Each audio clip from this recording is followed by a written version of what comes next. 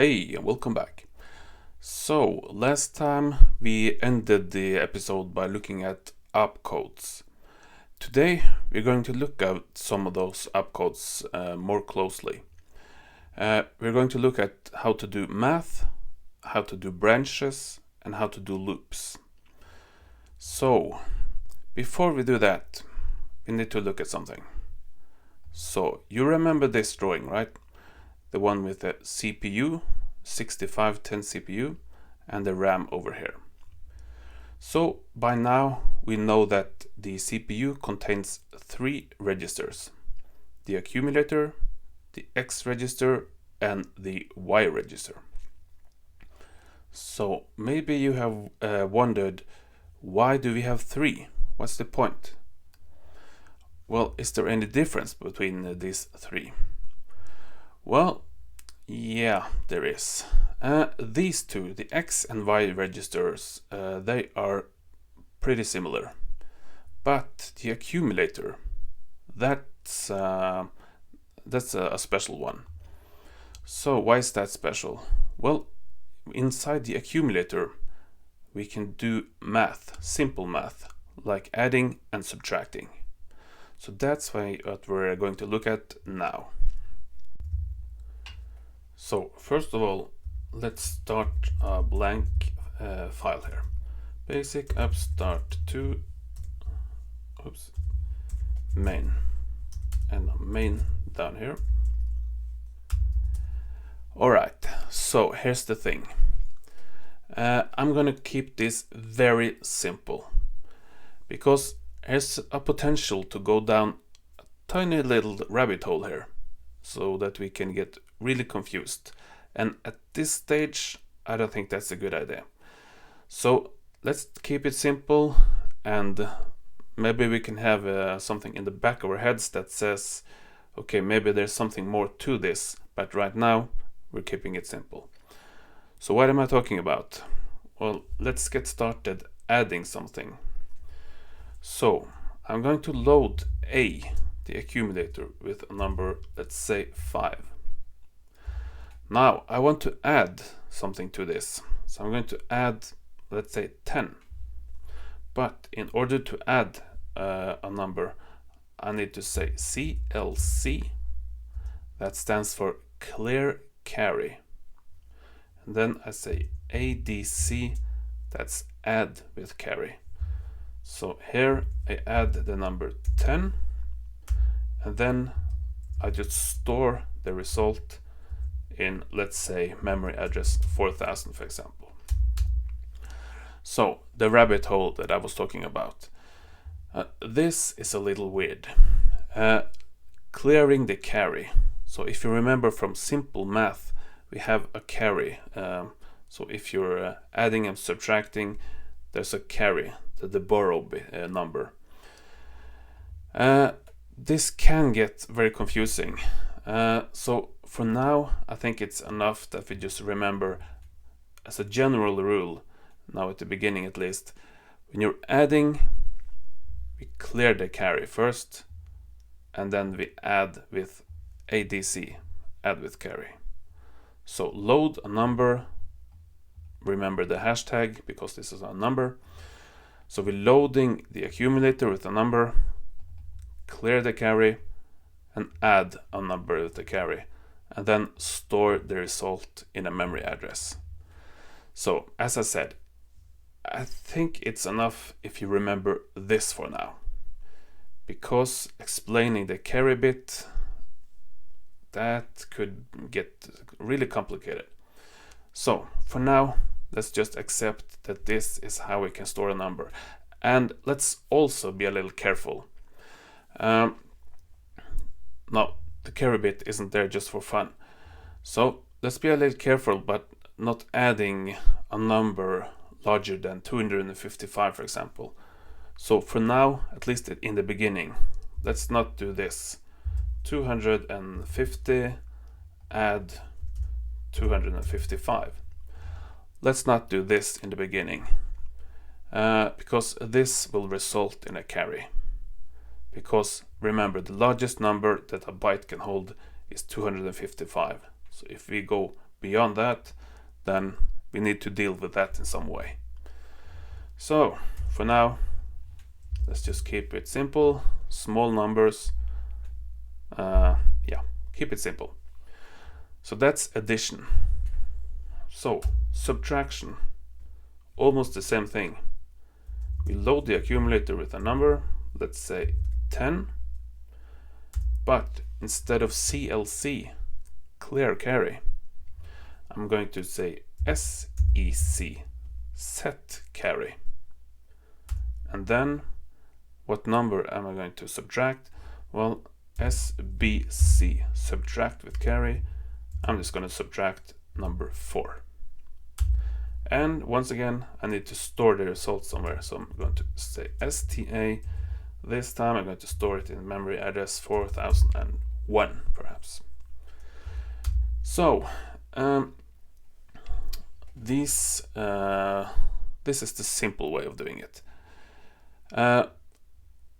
So as I said, I don't think we should spend a lot of time right now explaining the carry bit, because as long as we keep it simple, use small numbers, then we don't have to worry about this. But once we get to an advanced level and we need to use big numbers, and maybe even if you're going to create some sort of score in your game with multiple digits, maybe you need to take a look at the carry thing here.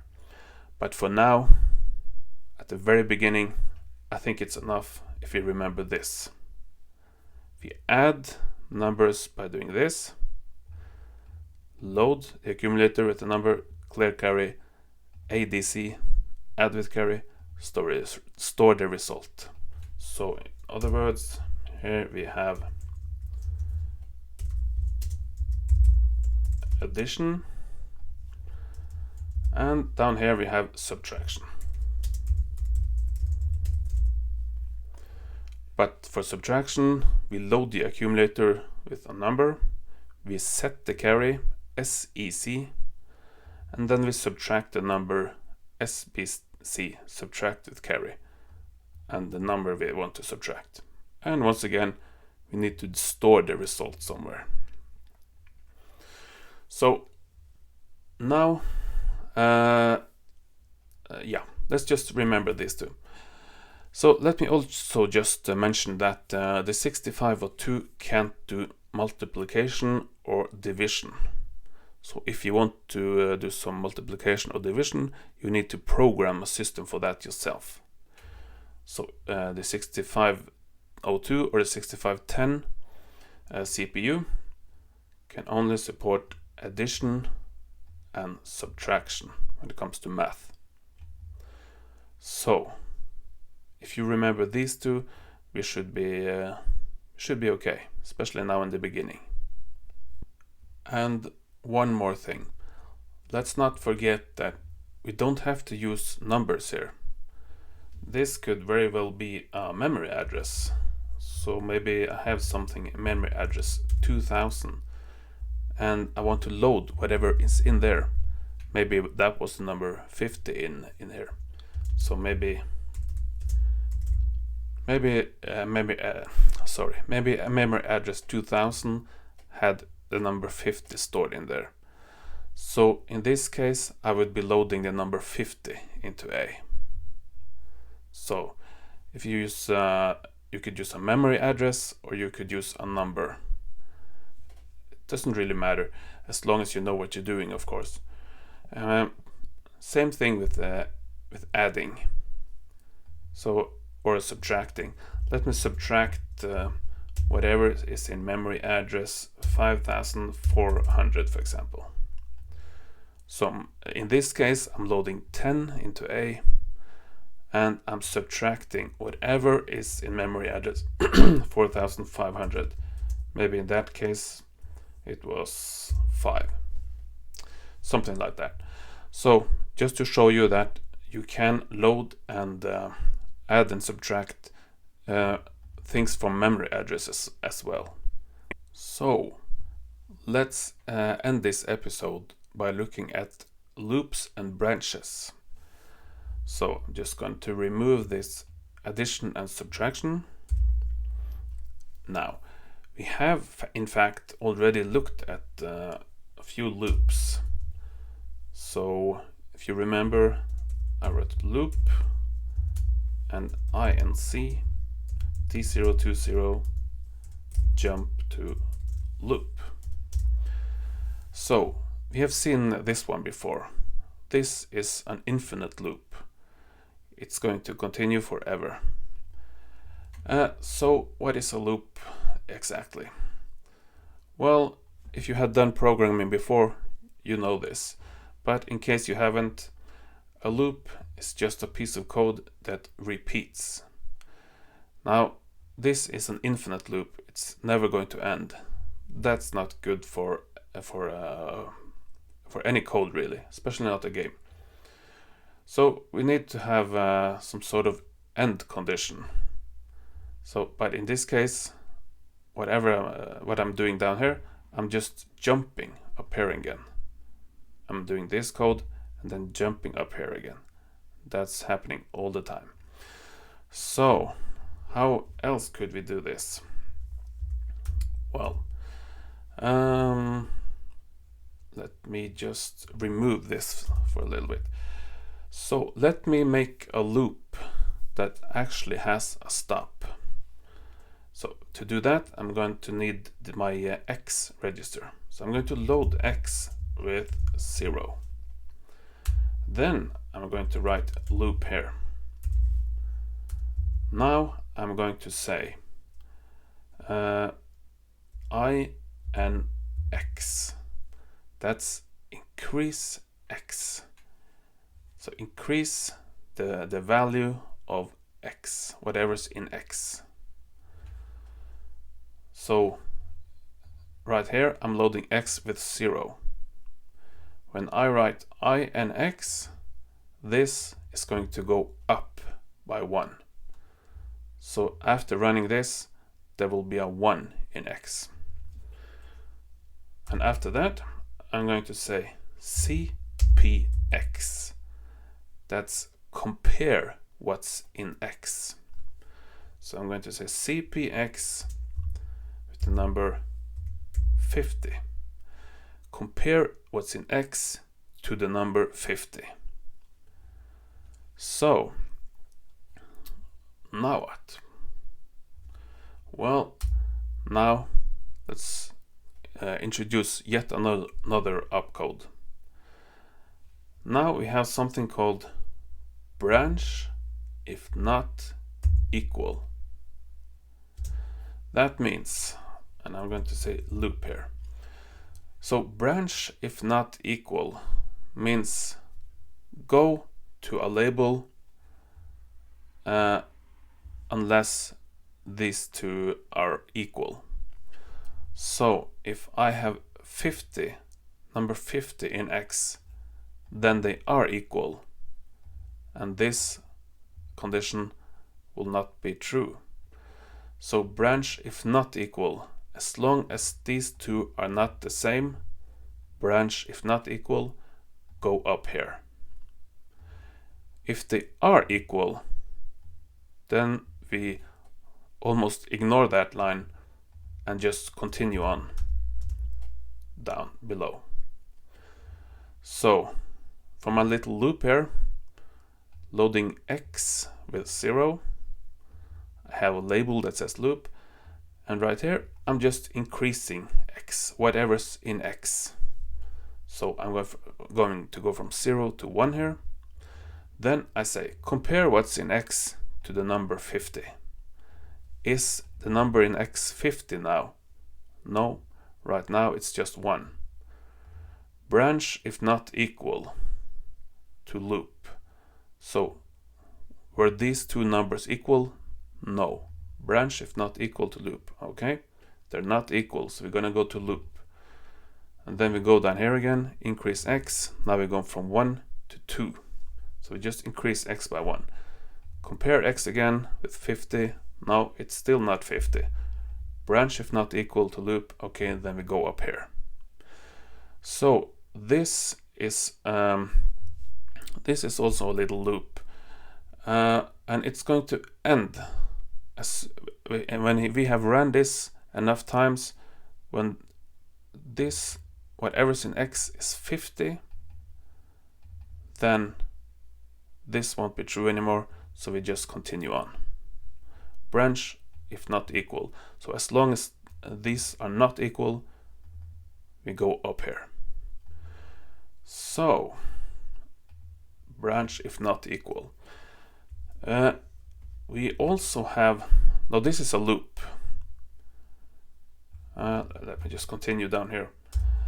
But we also have something called branch if equal. So what if I say load A with 50? Now we have here we have CPX. Compare the value inside X, the X register. Compare that to this number. Now if we are going to do that some sort of compare with the accumulator, then we need to write CMP, compare. So load A with 50, compare it with 50. Then we have something called branch if equal, BEQ. So I'm going to have a label down here. Numbers are the same. So I'm loading A with 50, I'm comparing it with 50. And if they are the same, branch if equal, then go to numbers are the same. If not, we can have a jump in here that says numbers not the same. So another label. Now I'm going to put that down. Let's see. Put that down there. So this doesn't really make much sense. Numbers are the same, numbers are not the same. But let's try to understand the concept here. So just by loading A with 50, CMP, comparing it to the number 50, I could say branch if equal, numbers are the same. That means go to this label, the one down here. Now if they are not the same, then we don't branch to this label and we just continue on. So that's how branching works. For a certain condition, it's going to go to a specified label or a memory address. But if it's not, in this case, if the numbers are not equal, then we just continue on. And then we're going to reach this line that says jump, numbers are not the same. So now we're going to go down here instead. So branch if equal, branch if not equal. If you have done some programming before and used if, else, something like that, and this is kind of like that. So we branch to a certain place based on a specified condition. So we have branch if equal and we have branch if not equal. So hopefully that makes sense. These two ways of doing things is something that we're going to see quite a lot. So when we're setting up our code, we need to have some decision in there. If these conditions, if this condition is met, then we go to this place in code. If that condition is met, then we go to this place in the code. So we jump back and forth based on certain conditions. Or in the case of a loop, as long as this condition is true, we're going to perform this loop over and over again until we meet a certain condition, then we break out of the loop. So branching and loops are something that we're going to see quite a lot. Alright, well, I think this is enough for today. So we have looked at quite a lot: math, branching, looping. I think it's enough for now. So, have a great day, and I'll see you next time. Bye bye.